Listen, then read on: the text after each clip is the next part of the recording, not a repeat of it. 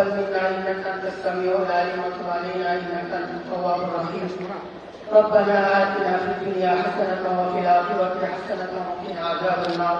ربي كريم এইমাত্র আমরা কবর জিয়ারতের উদ্দেশ্যে সূরা ফাতিহা বিভিন্ন সূরা কারিমা এখানে তেলাওয়াত করেছি। রব্বি করিম দুরূদ ও সালাম পাঠ করলাম।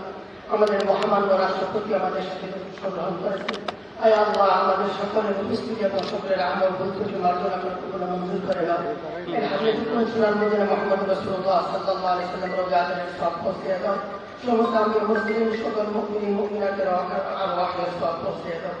আমি গভীর শ্রদ্ধার সাথে স্মরণ করছি বাংলাদেশের স্বাধীনতার মহান ঘোষক শহীদ প্রেসিডেন্ট জিয়াউর রহমান ও সাবেক তিনবারের প্রধানমন্ত্রী বেগম খালেদা জিয়া।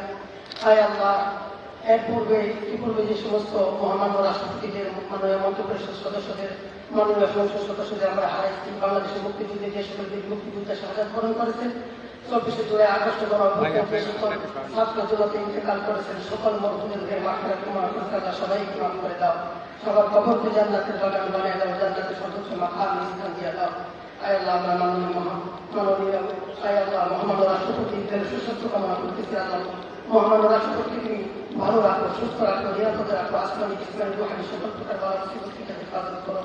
আমাদের মাননীয় প্রধানমন্ত্রী সহ সকল মন্ত্রী পরিষদ সদস্যদের, সকল মাননীয় সংসদ সদস্যদের সুস্বাস্থ্য কামনা করতে আল্লাহ সবাইকে ভালো রাখো, সুস্থ রাখো, নিরাপদে রাখো, আসমানি ইসলামী রুহানি সকল প্রকার বালা মুসিবত থেকে হেফাজত করো।